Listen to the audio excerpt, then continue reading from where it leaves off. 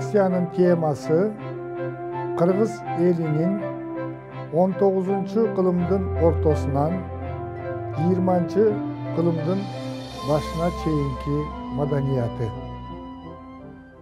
Bul tema boyunca leksiyabız 2 bölümden turat. Birinci bölümünde Kırgız elinin oğuzeki çıkarmacılığının önügüşü jana жазуу madaniyatının avalı жөнүндө айтабыз. Объективдүү жана субъективдүү себептерге байланыштуу 20-cı кылымга чейин Кыргыз элинде жазуу маданиятына караганда оозеки элдик чыгармачылык күчтүү өнүккөн. 19-cı кылымда Kırgızlar epikalık çıkarmacılıkты önüktürүү boyunca özünün en büyük dengeyine, apogeyine jetken. Bul birinci gezekte Manas eposunun önügüşünөн görünöt. Dünyögө belgilүү okumuştular Çokon Valixanov, Radlov jana başkalar Manas eposu bul epostu yaratkan Kırgız elinin tarihın, asker önörün, filosofiyasın, etnografiyasın, tilin, psikologiyasın, eldik bilimin, ruhani madaniyatın, sosyaldık turmuşun, erkindik üçün, güreşün, okup үйрөнүүдөгү ең bağlı bulak деп basa belirleşken. Tarihta Geldibek, Tınıbek, Balık Oğuz, Nazar, Öngdü, Zalkar, Manasçılar ötkön. Manas eposu Manasçılardın çıkarmaçıl talantının neticesinde örkündötülüp muğundan muğunga ötüp gelgen. Azırkı mezgilde Улуттук илимдер академиясынын кол жазмалар фондусунда Manas эпосунун 70-тен ашык варианттары сакталып турат. Алардын айрымдары жарыкка чыккан.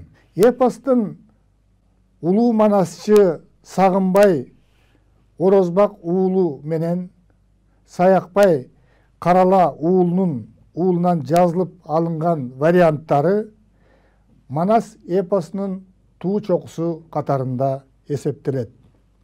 Azır uluu manasçı Sayakbay Karala уулунун айтуусунда Taytorunun байгеге çabılışынан üzündü ugalı.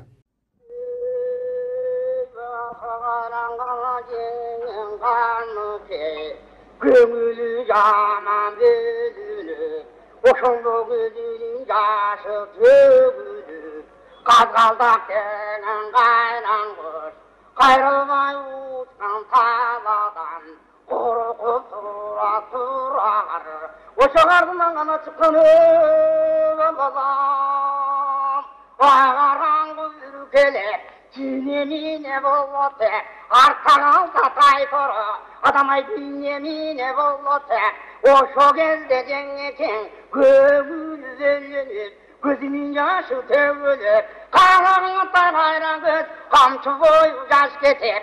Önüne bündü hayran göz, Cingenden bölük yaş getir. Kayranlığına dölgünde, Kakırdan kalgan sandine, Abı kögüvü şaltaram, Geçen çıkar tenne pölgünde, Anılayları da yökünü, Mayla gelgen emesi, Geldim çiğnim büyüğüne, Belgenin dündürmüşsün, Bir yere tiyete, Belgenin beytanay, Allah gelgen emesi, Beldem çiğnim büyüğüne, Bekletip döndürünü, Çınırıvalı pırpıramak korçuk olsun buru dedi, Cingeken atırma dürgüsün dedi,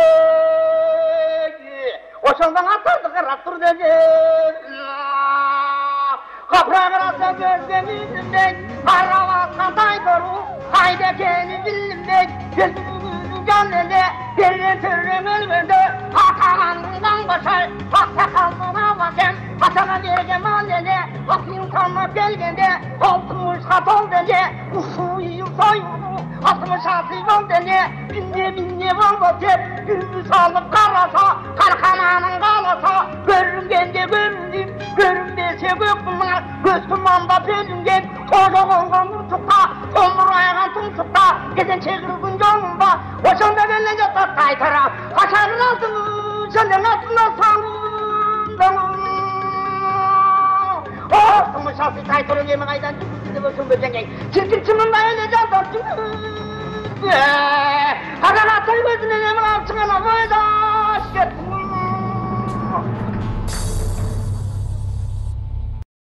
Эми улуу жазуучубуз Чыңгыз Айтматовдун Саякбай Каралаев жана Манас эпосу жөнүндө айткандарына көңүл буралы. Саякбай Каралаев жөнүндө кеп сала турган болсок, бул өзүнчө бир жаткан чоң жумуш. Эмне үчүн дегенде Каралаев деген ысымдын өзү азыркы муундар үчүн чоң тарих маани берип, мунун аркасында улуу Манас дастаны жатканын дары түшүнөбүз. Мына ушул Каралаевдин биздин заманда, биздин тушта Манасты ушул Манас бойдон тирүү алып келип, көз алдыбызга сүрөттөп, өзүбүздүн аң сезимибизге терең из салып кеткенине мен абдан ыраазымын дагы.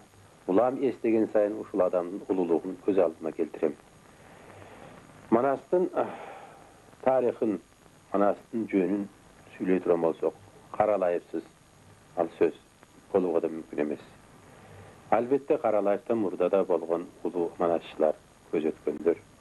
Мурдагы муундардын өкүлдөрү биринин артынан бири тизилип келген чыгар. Тарихта изи калган чыгар. Бирок биздин аныктап көрүп билип калганыбыз Каралаев. Ан сайын Каралаевден мурда болгон манасчыларды элестетебиз. Анткени Каралаев ошолордун кандайдыр бир уюткусу. Ошолордун калтырып кеткен биз үчүн чоң дүйнөсү, мүлкү. Улуу манасчылар жөнүндө сөз кылганда Кытайлык кыргыздардын арасынан чыккан белгилүү манасчы Жусуп Мамай жөнүндө айта кетүүбүз абзел.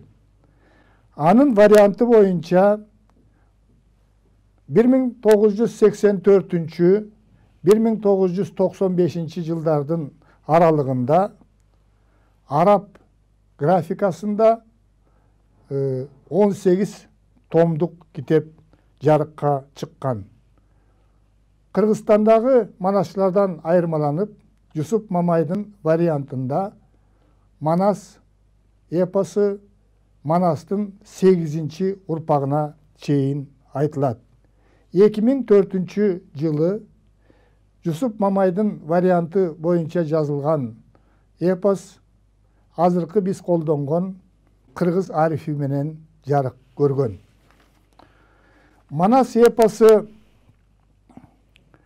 кыргыз элинин байыркы тарыхынын баа жеткис булагы.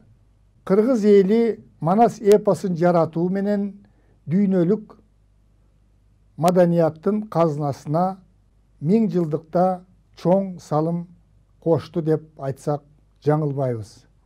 1995 жылы Манас эпосунун 1000 жылдыгы эл аралык алкакта белгиленген. Ушуга байланыштуу Манас эпосунун кыскартылган варианттары 10дон ашык дүйнө элдеринин тилдерине которулган. Дүйнөдөгү элдердин ооз-эки поэтикалык чыгармаларынын ичинен Манас эпосу эң чоң эпос катарында бааланат. Саякбай Карала уулунан жазылып алган 3 илтик, тактап айтканда Манас, Семетей жана Сейтек бөлүмдөрү Грециянын Илиада жана Одиссея эпосун бириктирип алганда андан 20 эсе чоңдук кылат. Көп жылдар бою индустардын Махабхарата жана Рамаяна деген эпосу эң чоң эпос катарында бааланып келген.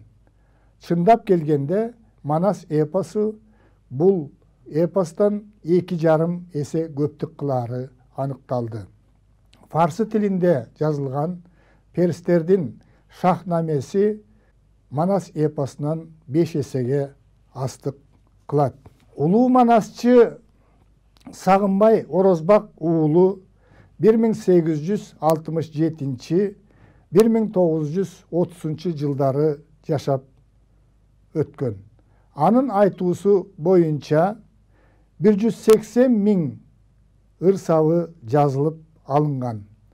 Ал көркөмдүгү боюнча эпостун азыркы кездеги варианттарын ичинен эң мыктысы катарында бааланат. Саякбай Карала уулу 1894-1971 жылдары жашап өткөн. Бир гана ушул улуу манасчыдан Манас эпосунун 3 илтиги толук жазылып алынган.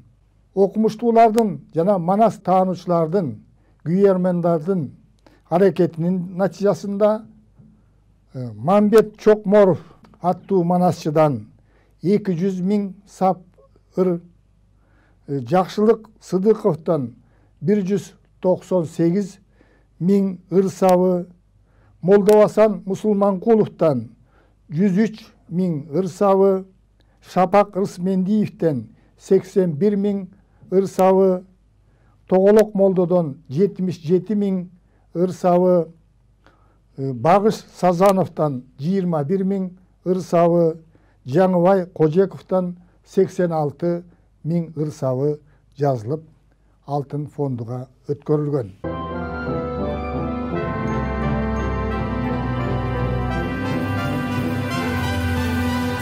19 кылымдын ортосунда Манас эпосу менен катар кенже эпостор дагы күчтүү өнүккөн. Озеки айтылып, муундан муунга өткөн бул чыгармаларда да кыргыз элинин турмушунун түрдүү жактары баяндалып, коомдук аң сезими чагылдырылган. Мисалы, Эртөштүк деп аталган кенже эпоста кыргыз элинин дүйнөнүн түзүлүшү жөнүндөгү, дүйнөнүн жердин үстүндөгү жашоо, жердин астындагы жашоо жөнүндөгү түшүнүктөрү, акыйкаттык үчүн элдин күрөшү чагылдырылат. Кыргыздардын Кожо Жаш эпосунда кыргыз элинин жаратылышка болгон көз карашы, азыркы тил менен айтканда экологиялык тең салмактуулукту сактоого кылган аракети баяндалган. Жаратылыштан керектүү нерселерди гана алуу керек. Эгерде ашыкча алса, жаратылыш адамдарды жазалайт деген улуу идея ушул Кожо Жаш эпосунда камтылган. Кенже эпостордун ичинен Курманбек, Жаныш Байыш, Эр табылды, Эр Солтоной аттуу эпостор кыргыз элинин көз карандысыздык, эркиндик үчүн, адилеттүүлүк үчүн күрөшүн чагылдырат. Жаңыл Мырза аттуу дастан аялдардын коомдогу ролу, алардын намысынын өлүмдөн да бийик тура тургандыгы жөнүндө баяндаган эпос. Олжобай менен Кишимжан аттуу эпос жаштардын ортосундагы сүйүү, адилетсиздикке каршы күрөшүү, сүйүүнү даңазалоо маселелерине арналган. 19 кылымда кыргыз элинде акындык өнөр өркүндөп өскөн. Элдик акындар ошол мезгилдеги коомдук турмушту терең чагылдырууга, келечекте кандай өнүгүүлөр, өзгөрүүлөр болоорун баамдап билүүгө багытталган. Алардын ичинен өзгөчө Калыгул бай уулунун эмгектери жогору бааланат. Бул адам 1785-1855 жылдары жашап өткөн. Улуу манасчы Сагынбай Калыгул кыргыз акындарынын атасы деп баа берген.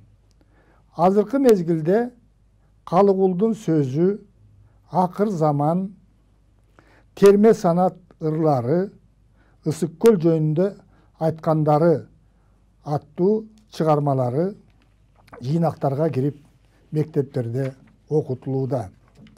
Экинчи белгилүү элдик ойчул акын Арстанбек Буйлаш уулу. Бул 1824-1876 жылдары жашап өткөн. Анын Тар заман деген терең философиялык эмгеги азыркы мезгилде жарык көрүп элге таанымал. Акындык өнөрдөн тышкары Арстанбек комуз өнөрүндагы өркүндөткөндүгү менен белгилүү. Маалыматтар боюнча Арстанбек 500-төн ашык күүлөрдү так черткен, алардын көбүн өзү жараткан. Өзүнүн чыгармаларын ооз-эки түрдө айткан ойчул акындардан тышкары өздөрүнүн чыгармаларын кагаз бетине түшүргөн акындар дагы болгон. Алардын биринчи сабында Молдо Нияз турат. Ал 1823-1896 жылдары жашап өткөн. Анын 7 китепчеден турган кол жазмасы санат ырлары деп аталган. Ошол кол жазмаларынын 3 китепчеси азыркы окурмандарга жеткен.